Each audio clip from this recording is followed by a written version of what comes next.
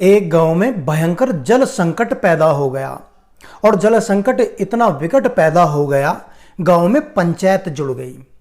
पंचायत लगी, समस्या का समाधान ढूंढा जाने लगा, लेकिन पंचायत में भी समस्या का समाधान नहीं मिला। कहानी बड़ी मर्म भरी है। आगे बढ़ने से पहले जान लें कि जो आपने थंबनेल में देखा था स्वाहा का क्या अर्थ होता है। इस चीज को समझने के लिए, इसका कॉम्बिनेशन बिठाने के लिए इस कहानी को समझना अति आवश्यक है। अब जब समस्या का समाधान पंचायत में भी नहीं हुआ तो गांव के कुछ बुजुर्गों ने कहा, कुछ लोगों ने कहा कि भाई देखो, गांव के पड़ोस में एक संत रहते हैं, बड़े तपस्वी में हैं, बड़े विद्वान हैं, हम उनके पास चलते हैं, वहां समस्या का समाधान जरूर मिलेगा। गांव के वो लोग संत के पास में जाते हैं, उनको दंडवत प्रणाम करते हैं और उनसे अपनी समस्या के समाधान के बारे में उनसे विनती करते हैं। तब संत पूछते हैं उनसे कि भाई समस्या क्या है। तो गांव के लोगों ने कहा कि हमारे गांव में एक ही कुआं है जल का, पीने योग्य जिसमें पानी है, सिर्फ एक ही कुआं है। और क्या हुआ कि उस कुएं में 3 कुत्ते लड़ते लड़ते न जाने कहां से आए और उस कुएं में गिर गए। अब पानी का जो स्टॉक है वो भी खत्म होता जा रहा है, जल की समस्या है, इसका समाधान नहीं हो रहा है। तो उन संत महात्मा ने कहा कि एक काम कीजिए, आप जाकर के उस कुएं में गंगा जल डाल दो। अब गांव के सभी गए कि संत ने कहा है। गांव के जब सभी लोगों ने अपने यथा योग्य जो घरों में रखा होता है जल ला करके, गंगा जल ला करके कुएं में डालना शुरू कर दिया। 50 बाल्टी कुएं के अंदर गंगा जल की डाल दी, स्वाहा कर दी। लेकिन गांव वालों की समस्या ज्यों की त्यों बनी रही, समस्या तस से मस ना हुई। अब गांव वाले पुनः पहुंचे संत जी के पास में, बोले कि प्रभु आपने जो कहा था हमने वैसा वैसा ही किया, हमारी समस्या का समाधान अभी भी नहीं हुआ। तो संत बोले कि भाई एक काम करो, तुम अब तुम कथा कराओ और प्रसाद बांटो। अब गांव वालों ने क्या किया, जाकर के कथा कराई, अच्छी व्यवस्था करके और अच्छा प्रसाद बांटा। लेकिन गांव वालों की समस्या का समाधान अभी भी नहीं हुआ, जल की समस्या ज्यों की त्यों बनी रही। अब गांव वाले पुनः पहुंचे संत के पास में। अब संत बड़े थोड़े से परेशान से हुए, उन्होंने कहा कि भाई समस्या का समाधान नहीं हो रहा है तो एक काम करो, आप उस कुएं में औषधीय इत्र डालो, इत्र जो सुगंधित द्रव्य हैं उनको डालो।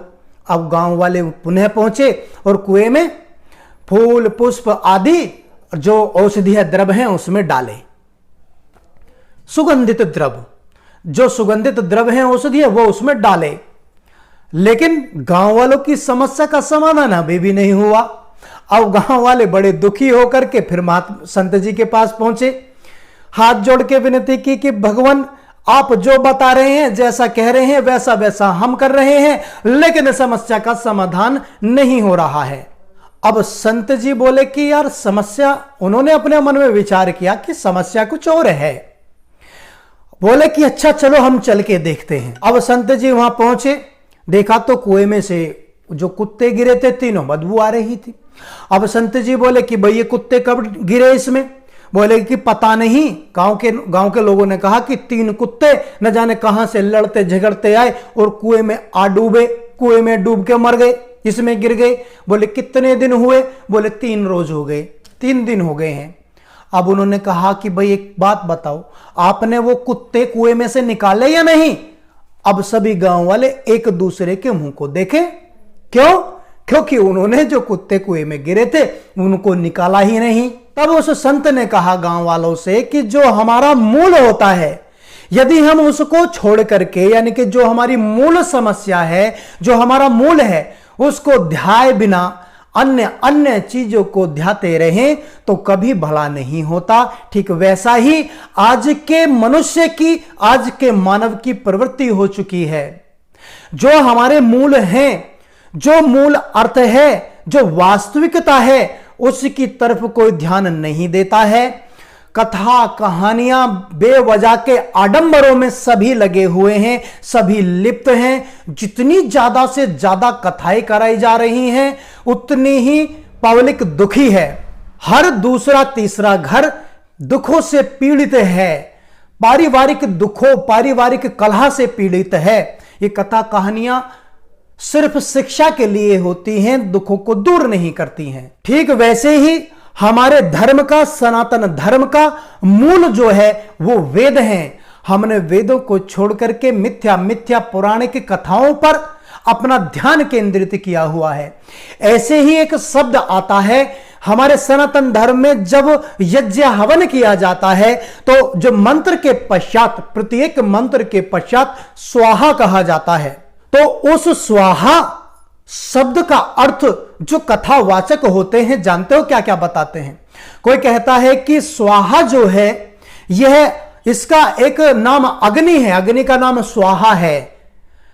और एक और कहा जाता है कि दूसरे है कि स्वाहा अग्नि की पत्नी है।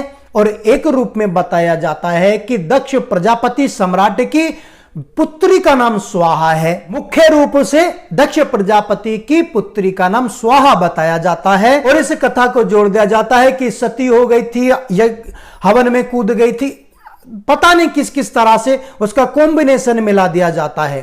तो उनसे एक प्रश्न पूछा जाए कि भाई, जब राजा दक्ष की पुत्री स्वाहा नहीं थी, उससे पहले क्या यज्ञ हवन नहीं होते थे? जब स्वाहा नहीं बोला जाता था? देखिए, ये अर्थ ठीक नहीं है, ये अर्थ का अनर्थ करते हैं। वास्तविक अर्थ, वैदिक अर्थ क्या है वह हम आपको बताते हैं, ध्यान से सुनना, चाहे नोट कर लेना। देखिए, मुख्य रूप से 4 प्रकारों में स्वाहा का अर्थ लिया जाता है। प्रथम होता है, जब स्वाहा बोला जाता है तो उसका मतलब धन्यवाद करना होता है। किसका? उस प्रभु का, कि हे प्रभु, हे परमपिता परमात्मा, आपने हमें इतना अच्छा ज्ञान दिया, उसके लिए धन्यवाद, स्वाहा। द्वितीय समर्पण होता है कि हे प्रभु, आपने हमें सब कुछ दिया, ज्ञान दिया, इसलिए हम समर्पित होते हैं, अपने आप को समर्पण करते हैं, स्वाहा। या जो भी हमारे पास है, जो हमसे बन पड़ा है, हम अर्पण करते हैं आपको। तृतीय होता है यथार्थ वर्णन, यानी कि जो जैसा है वैसा ही मानना, उसी को स्वीकार करना, स्वाहा। और चतुर्थ होता है स्व प्लस हा, स्वार्थ का त्याग करना, स्वाहा होता है। क्योंकि पूरा का पूरा यज्ञ सिखा रहा है, यज्ञ किसी जो कर रहा है उसके हेतु नहीं है, समस्त जीव जगत के कल्याण हेतु यज्ञ हवन किया जाता है। तो स्वार्थ से परे रहना भी स्वाहा का अर्थ होता है। देखिए, वीडियो अच्छी लगी तो लाइक जरूर करना, और यदि आप चैनल पर नए हैं तो चैनल को जरूर सब्सक्राइब कर लेना। और अपनी योग्यता अनुसार, यदि आप योग्य हैं तो रीगल भारत का सपोर्ट करें, रीगल भारत को ज्वाइन करें, सुपर थैंक्स आदि से प्रोत्साहित करें। वीडियो देखने के लिए धन्यवाद। जय श्री राम, वंदे मातरम, भारत माता की जय, राम राम जी।